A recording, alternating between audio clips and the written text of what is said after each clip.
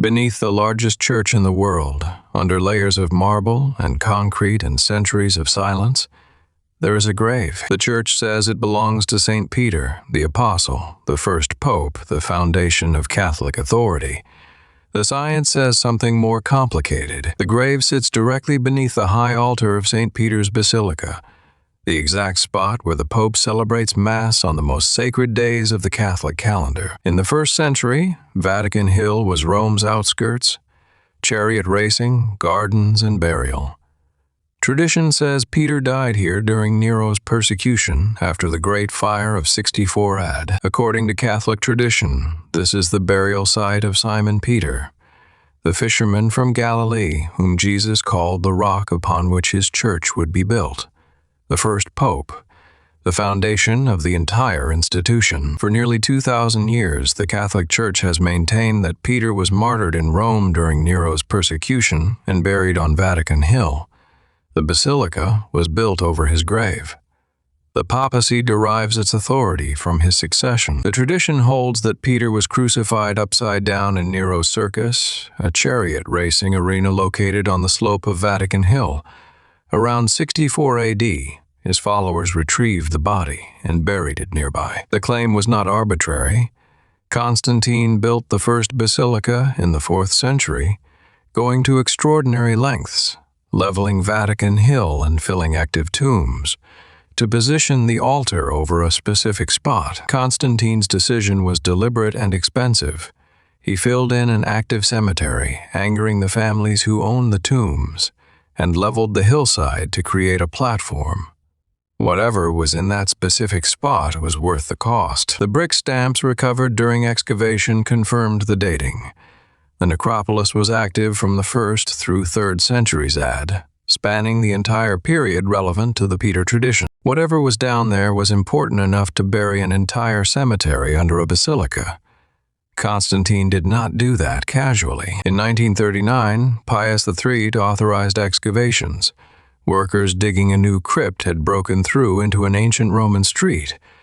The necropolis was far more extensive than known. The excavation revealed a street of Roman tombs, elaborate family mausoleums dating from the 1st through 4th centuries AD.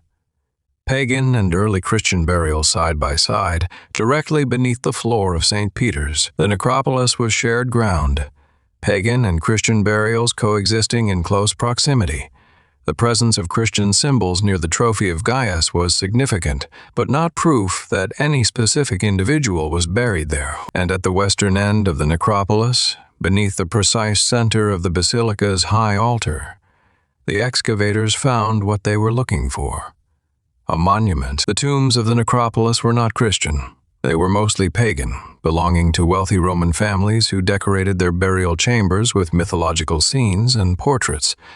Christianity existed here as a thin thread woven through an older tradition. It was called the Trophy of Gaius, a simple shrine mentioned by a Roman presbyter named Gaius around 200 AD, who wrote that he could show visitors the trophies of the apostles Peter and Paul at their burial sites. The shrine dated to approximately 160 AD, roughly a century after Peter's alleged death.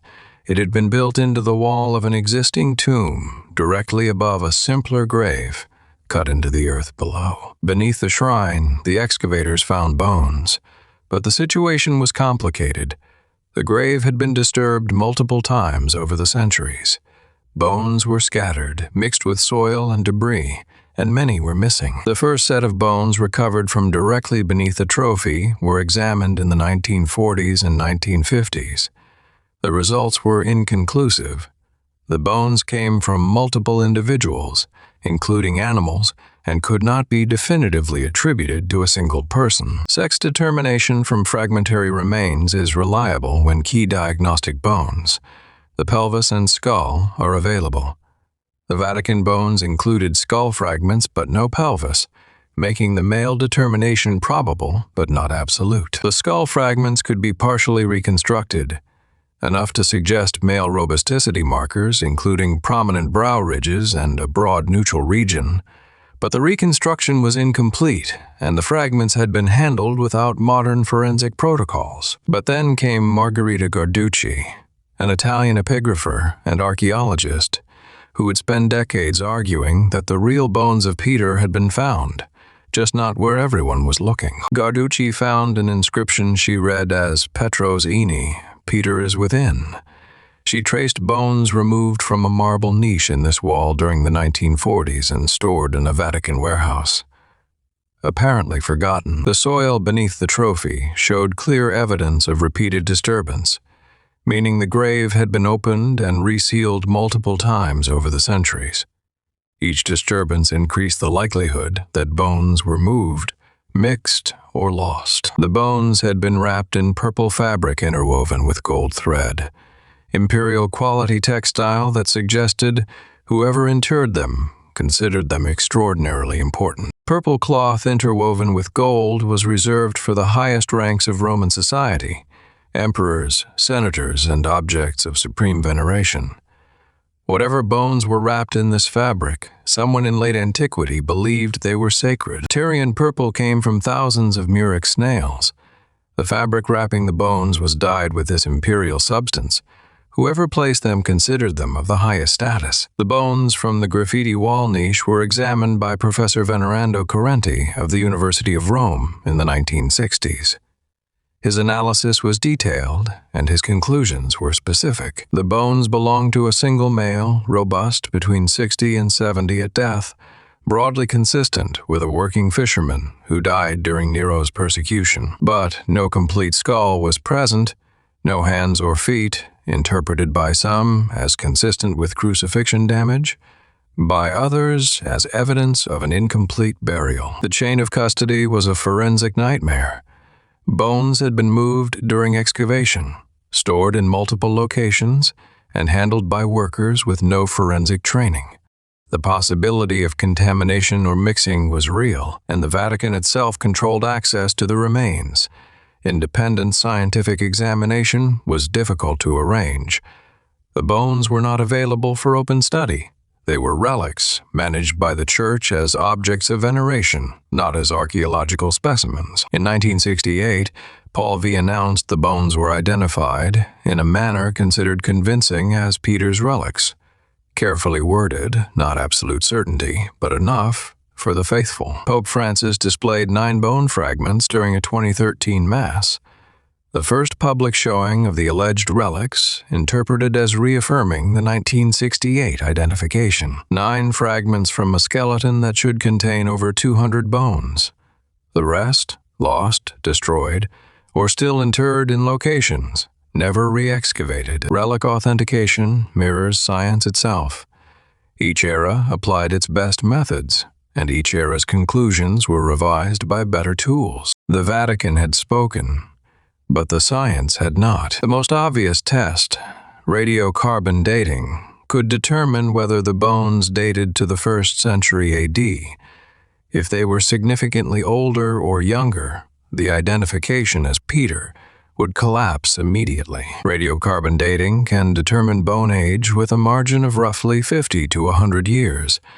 A 1st century date would not prove the bones were Peter's, but a wrong date would prove they were not. Radiocarbon tests returned dates consistent with the 1st century AD, but being the right age in a cemetery active for 3 centuries meant little. Hundreds were buried there during the 1st century. Modern ancient DNA laboratories follow protocols specifically designed to prevent the contamination that plagued earlier studies. Every surface is UV sterilized. Every sample is handled in sealed conditions. Every extraction includes blank controls to detect contamination. Being 1st century and male and the right age did not make the bones Peter's. It made them consistent with Peter, and consistent with any number of other men who died in Rome during the same period. 1st century Rome had a population of roughly 1 million people. The number of men who died between the ages of 60 and 70 during the period of Nero's persecution alone would number in the thousands. The distinction between circumstantial and positive identification is not academic. It is the difference between probability and proof. The Vatican bones meet the threshold for circumstantial consistency. They do not meet the threshold for positive identification. For medieval pilgrims, proximity to the bones was what mattered. Being physically close to the remains of a saint was believed to convey spiritual benefit. The question of scientific verification would have been incomprehensible. Ancient DNA analysis was attempted on fragments of the bones. The results were limited. The preservation was poor. The samples had been handled extensively over decades, and modern contamination was a significant concern. The bones had been touched by dozens of hands, workers, technicians, officials, conservators. Each contact deposited modern DNA that overwhelmed any surviving ancient material. Even with modern computational techniques that can separate ancient from modern DNA based on damage patterns and fragment length, the contamination levels in the Peter bones were too high for reliable ancestry analysis. The irony was clear. The same reverence that preserved the bones as relics had destroyed them as scientific specimens. Every act of veneration, every transfer between reliquaries, every ceremonial handling deposited contamination that no laboratory could fully remove. The Vatican archives contain decades of excavation records, photographs, and archaeological notes from the necropolis work. Much of this material has never been published or made available to independent researchers. Bernini's massive bronze baldachin marks the spot. Below it lies Constantine's marble shrine. Below that, the trophy of Gaius. And below that, whatever remains of the original grave. Microdestructive sampling techniques now allow bone analysis using quantities invisible to the naked eye. A few milligrams drilled from an interior surface that no observer would ever see. The bones could be tested without any apparent alteration. Millions of pilgrims visit this spot every year. They descend into the confessio, they kneel, they pray. For them, the question of whether the bones are scientifically verified is secondary to what the site represents. But for scientists, the question matters, because the Vatican's claim about the bones is a testable hypothesis. And testable hypotheses that remain untested are not conclusions.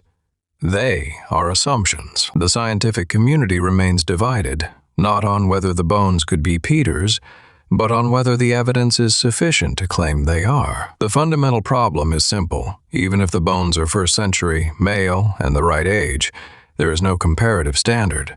Peter left no verified descendants.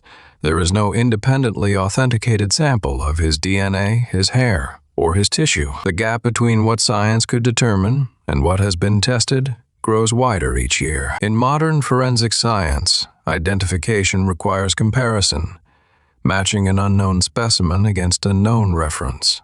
Without a reference, you can narrow the field, you can exclude candidates.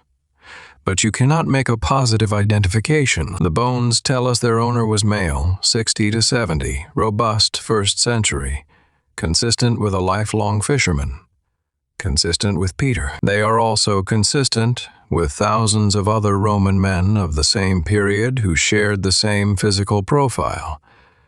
The bones cannot distinguish between Peter and any other 1st century laborer buried in the same cemetery. A tradition holds that the relics were moved to the catacombs of San Sebastiano during the 258 AD persecution. If so, the chain of custody becomes even less certain. The catacombs contain inscriptions mentioning both Peter and Paul. Graffiti left by early Christians who apparently believed the apostles' remains were present at some point. Whether this was a temporary relocation or a competing tradition is still debated. The Vatican's position since 1968 rests on totality, location beneath the trophy, 1st century dating, physical profile, the graffiti, and the imperial wrapping. But each element of that case has been challenged. The graffiti reading is disputed. Other epigraphers have proposed alternative translations that do not reference Peter at all. The purple cloth, while impressive, does not identify whose bones it wrapped. The Vatican holds one of the world's largest collections of early Christian archaeological material, much of it extensively studied and published. The Peter bones represent a notable exception to this general openness. Garducci's Peter is within reading has been challenged. Other epigraphers see visitor graffiti, name scratched by tomb visitors, a common Roman practice. Strontium isotopes in tooth enamel could reveal where the owner grew up, Galilee or Rome. This test has never been performed. A Galilee strontium match would not prove the bones were Peter's, but it would be significant circumstantial evidence. If the strontium matched Rome, a person who grew up in the city rather than migrating from the Levant, the identification would be significantly weakened.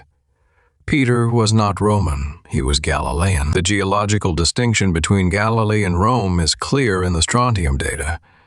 Galilee's basaltic geology produces a distinctive isotope signature that differs significantly from the volcanic tuff and limestone of the Roman Campania. The methodologies exist, the reference databases are published, the only missing element is a sample and permission to test it. In forensic terms, the case remains open. The bones are unidentified remains that match a profile.